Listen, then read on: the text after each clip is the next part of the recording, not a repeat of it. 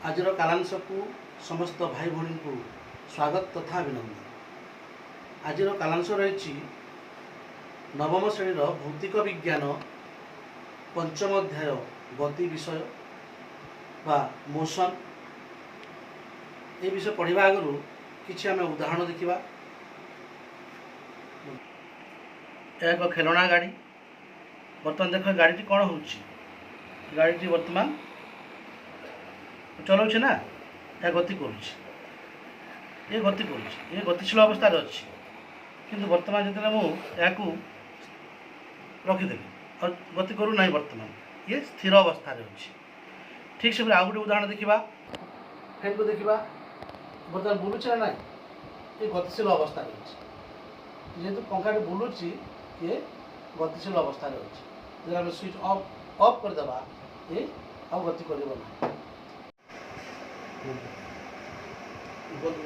एहीपरि आमे विभिन्न उदाहरण नहीं पारिबा। जेपरि आमर दैनंदिन जीवन रे केतेक वस्तु को आमे स्थिर कहूँ, आउ केतेक वस्तु अच्छी जहाँ को आमे गतिशील बोली कही था।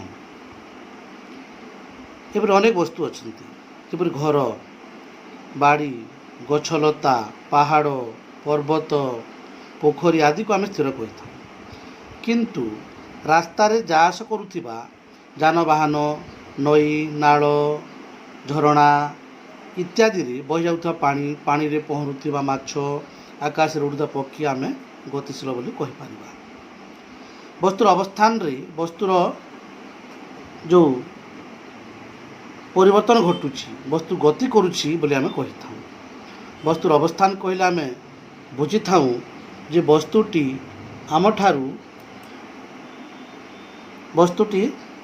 आमठारू केते दूरतार अच्छी, अर्थात वस्तुर अवस्थान कहले आम जानुचे आमठारू वस्तुर दूरता। एठार आम निजकू जदि स्थिर बोली मन करुछु ताहले गोटे वस्तु को आम तार अवस्थिति निर्णय करिपारिबा। गोटे स्थिर वस्तु को भित्ति कर अन्य गोटे वस्तुर अवस्थिति आम जानिपारिबा। केतेक क्षेत्र में गति को परोक्ष भाव में जानी ही थाए। उदाहरण स्वरूप गछर पत्र हल्ले पवनर गतिर सूचना मिले। बालिकणा उड़िले आम तार गतिर वायु गति करें जापर। सूर्यास्त सूर्योदय एवं ऋतु परिवर्तन जो हो पृथ्वीर गति जो संभव होताहले आम जापर कि सीधा सड़क भाव में पृथ्वीर गति को आम देखिपारूना किंतु पृथ्वीर गति जो एटा परिवर्तन हो। आउ केते क्षेत्र में गोटे वस्तु जन को गतिशील जना पड़ुले आउ जन को ता स्थिर बोली जना पड़ी था।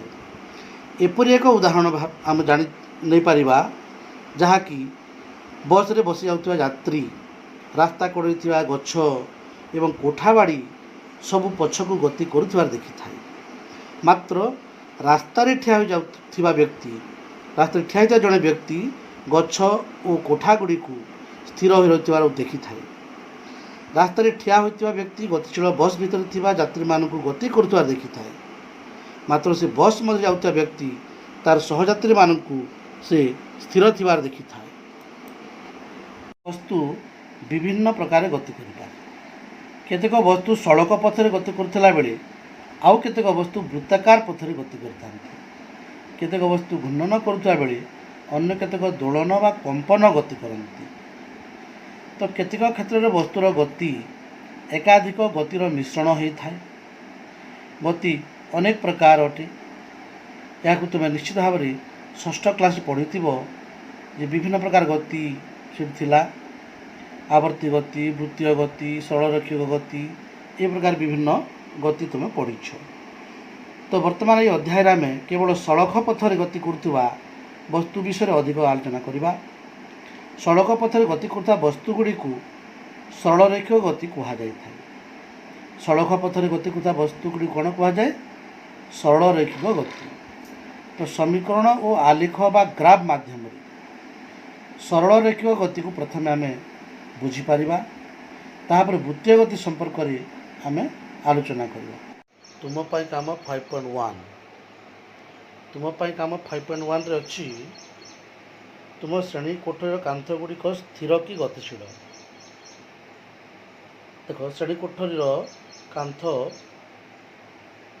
ये आम अपेक्षा स्थिर अच्छे आम जो ठिया से जो देखा ये स्थिर अटे तेणु कांथ स्थिर अटे कि वास्तव देखा गले जेहेतु आम समस्ते गति करुँ पृथ्वी सहित तो कांथ भी गति करुच्ची किंतु आम अपेक्षा कांथटी स्थिर अच्छी तुम्हें जानिछ कि समय समय आम चारिपाखरे वस्तु गुड़िक अस्वाभाविक एवं अनियंत्रित गति जो आम असुविधार पड़ी था।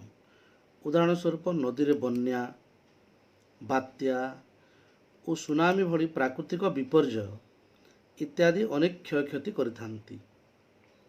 मात्र आमर नियंत्रित गति जो आम अनेक उपकार करिथां। उदाहरण स्वरूप जल विद्युत केन्द्र रे नियंत्रित गति जो विद्युत शक्ति उत्पन्न हुए।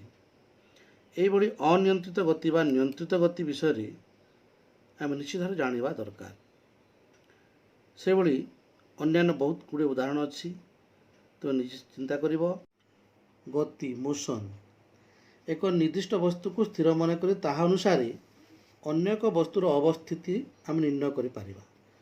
मनकर आम ए स्थान ठिया ए ठारू अन्य एक वस्तु बीर दूरता 5 मीटर ताहले ये निर्दिष्ट बिंदु ठारू बीर दूरता तार अवस्थिति आम जानीपारे जे 5 मीटर दूर अवस्थित या पूर्व दिग को ना उत्तर दिग को मध्य आम जानीपर। आस एक उदाहरण द्वारा या बुझा। मनकर तुम सांगर विद्यालय तुम सहर रेल स्टेशन उत्तर दिग को 2 किलोमीटर दूर अच्छी। एठारे आम विद्यालयर अवस्थिति को सूचाइबा रेल स्टेशन को एक निर्देशक बिंदु बा रिफरेन्स पॉइंट रूपे नहीं। आम सुविधा मुताबक अन्य वस्तु को मध्य आम निर्देशक बिंदु भाव नहीं पारिबा। तेणु गोटे वस्तुर अवस्थिति जाना हेले आउ गोटे वस्तु बा आउ गोटे बिंदु पर निर्भर करा जाए। जो बिंदु पर निर्भर करुचे से बिंदु को निर्देशक बिंदु बा अनेक क्षेत्र में यह मूल बिंदु बा ओरिजिन बोली कहा जाए। वर्तमान देखिबा एक सरल रेखार गति बा सरल रेखिक गति motion along a straight line. Motion along a straight line वस्तु सरल रेखार गति कले वस्तुर से गति को सरल रेखिक गति कहा जाए। वस्तु सरल रेखार गति कले वस्तुर से गति को आम सरल रैखिक गति कहवा। मनकर गोटे वस्तु एक सरल रेखार एक निर्दिष्ट बिंदु ओ ठारू तार गति आरंभ कला। ये गोटे सरल रेखा अच्छी विभिन्न दूरता लेखा जाइछि। तो गोटे वस्तुर एक सरल रेखिक पथरे या विभिन्न अवस्थान भिन्न भिन्न समय ए बी सी वस्तुर विभिन्न अवस्थान तीनोटी बिंदु वस्तुटी सी ओ बी बिंदु दे ए आड़ को जाइछि।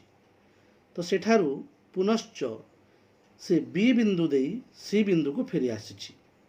तो वस्तुटी अतिक्रांत करिथिबा मोट दूरता equal to O A plus A C O A plus A C equal to 60 kilometre. O ठारू ए 60 किलोमीटर ए ठारू सी पर्यंत 35 किलोमीटर इक्वल टू 95 किलोमीटर। तो दूरता हूँ एक अदिश राशि। दूरता हूँ दूरता डिस्टेंस DISTANC दूरता बा डिस्टेंस एक अदिश राशि स्केलार क्वांटिटी यार दिग न थाए। एक भौतिक राशिर परिमाण को केवल संख्या द्वारा प्रकाश करा जाए। तो यही उदाहरण आम मूल बिंदु ओ एवं सी बिंदु मध्य थिबा दूरता केते आम जानी पारले। ओ ठारू सी मध्य दूरता केते ओ है 0 निया जाइछि सी बिंदु 25 किलोमीटर बिंदु स्थानित कराई। तो ओ ठारू सी मध्य दूरता होची 25 किलोमीटर। गोटे वस्तु एक प्रारंभिक अवस्थान तार गति आरंभ करी एक अंतिम बिंदु रे पहुँचला परे से बिंदुद्वय मध्य थिबा सर्वनिम्न दूरता को वस्तुर विस्थापन कुहाଯାଏ। विस्थापन क्या कुहाଯାଏ बा डिस्प्लेसमेंट क्या कुहाଯାଏ? गोटे वस्तु एक प्रारंभिक बिंदुरु तार गति आरंभ करी एक निर्दिष्ट बा अंतिम बिंदु रे पहुंचला परे से बिंदुद्वय मध्य थिबा सर्वनिम्न दूरता को वस्तुर विस्थापन कुहाଯାଏ। विस्थापन होची एक सदिश राशि वेक्टर क्वांटिटी। यार उभय परिमाण और दिग रही। विस्थापनर दिग सर्वदा प्रारंभिक बिंदुरु अंतिम बिंदु आड़ को होता है। वस्तु अतिक्रम करिथिबा दूरता और वस्तुर विस्थापन मध्य कौन समान अच्छी कि देखिबा। वर्तमान आम ओ ठारू ए पर्यंत एक सरल रेखार 60 किलोमीटर दूरता जाइछि। एठारे विस्थापनर परिमाण मध्य 60 किलोमीटर हेबो। वस्तुटी ओ ठारू ए पर्यंत जाई पुनश्च बी पर्यंत यदि फेरी आसी ताहले अतिक्रांत दूरता हेबो O A plus A B. O A plus A B equal to 60 kilometre plus 25 kilometre equal to 85 kilometre. मात्र विस्थापन केते हेबो? बी स्थान रे मूल बिंदु, ये जो बी स्थान रे मूल बिंदु ओ ठारू वस्तुर विस्थापन 35 किलोमीटर हेबो। ओ बी होची विस्थापन 35 किलोमीटर हेबो। अतिक्रांत दूरतार परिमाण पाइले आमे 85 किलोमीटर, किंतु विस्थापन हेबो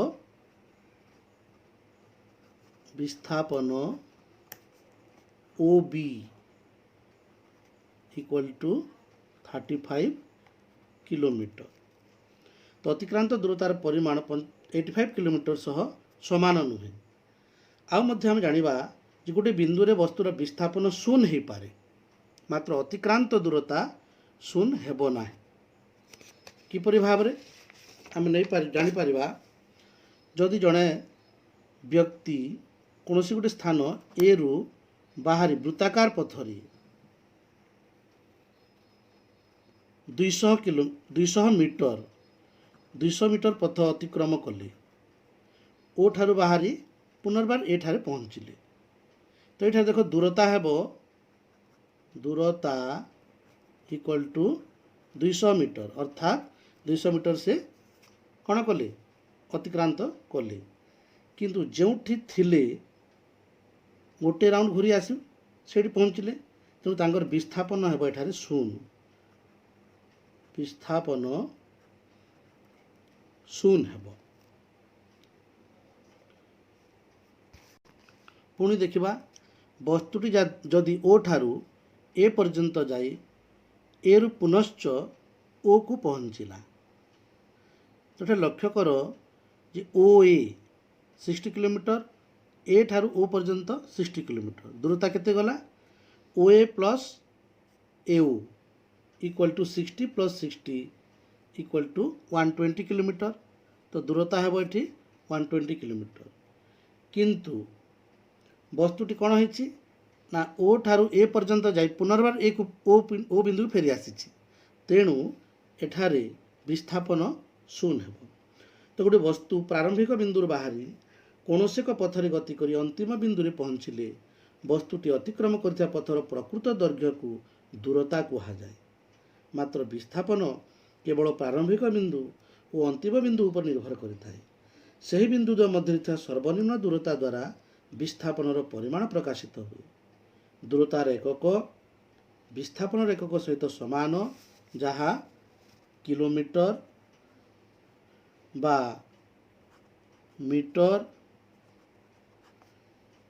बा सेंटीमीटर आमे नहीं पारिबा। आज कालांश को एठी रखिबा, या भल पढ़िब एवं गोटे प्रश्न अच्छी दूरता और विस्थापन मध्य पार्थक्य दर्शाओ, एटा करिब।